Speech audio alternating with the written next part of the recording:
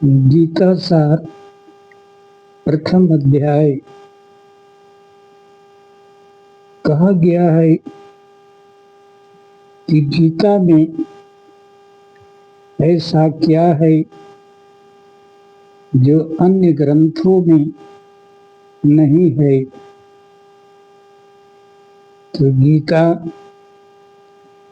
वेद शास्त्रों का निचोड़ है, उपनिषदों का निचोड़ है और भगवान अर्जुन के माध्यम से संसार के लोगों पर कृपा करने के लिए ही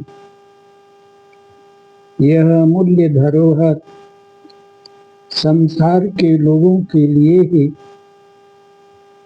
प्रकट किया है। इसमें जीवन की हर एक समस्याओं का समाधान है जो आज आवश्यक है, क्योंकि अर्जुन भी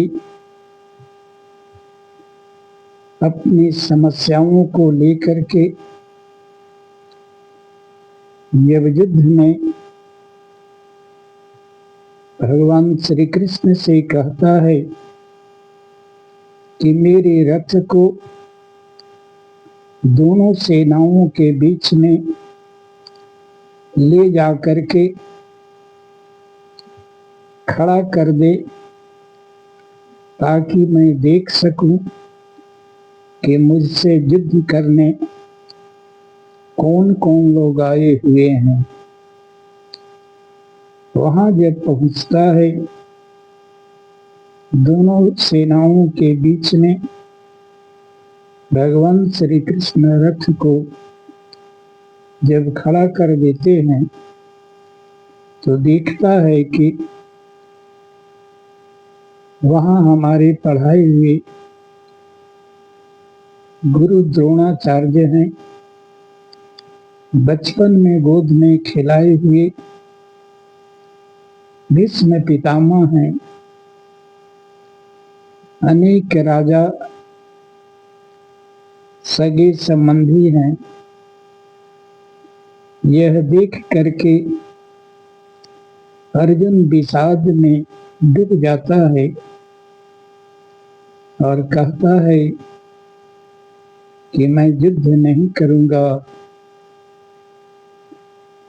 क्योंकि ये हमारे पढ़ाए हुए गुरु हैं। गुरु पर मैं कैसे बाण छोड़ सकता हूँ। यह घोर अनर्थ और अन्याय और पाप होगा। ये हमारे भीष्म पितामह जो बचपन में गोद में खिलाए हैं, उन पर मैं बैस कैसे वार कर सकूंगा। उसके मुंह सूखने लगते हैं, गांडीव हाथ से छूटने लगता है। भगवान कृष्ण यह सब देख करके अर्जुन को समझाते हैं कि अर्जुन, यह बात तुझे युद्ध में आने से पहले सोचना चाहिए था। अब युद्ध में आकर के यहाँ तुम यह जो विषाद में पड़ गए हो और युद्ध नहीं करूंगा ऐसा कह रहे हो, यह कायरता है। इससे संसार में तुझे बदनामी मिलेगी, कायर समझे जाओगे, लोग तुम पर हंसेंगे। इसलिए क्षत्रियों का जो धर्म है, सच्चाई के लिए युद्ध करना, क्योंकि यह युद्ध केवल हिस्से के लिए नहीं है, यह युद्ध धर्म युद्ध है। एक अन्यायी जो जानता है कि ये आधे हिस्से के हिस्सेदार हैं, फिर भी लोभ लालच में पड़ करके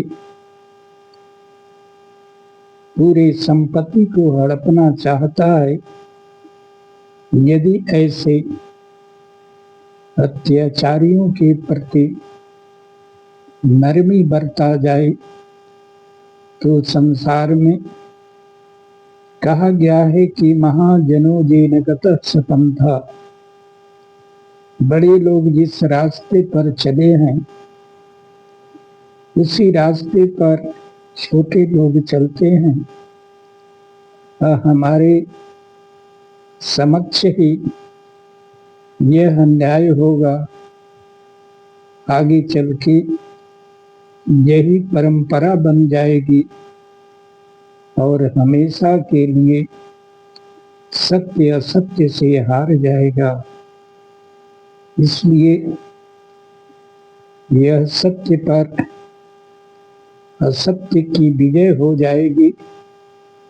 इसलिए तुम विषाद से प्रसाद की ओर लौटो और युद्ध के लिए तैयार हो जाओ।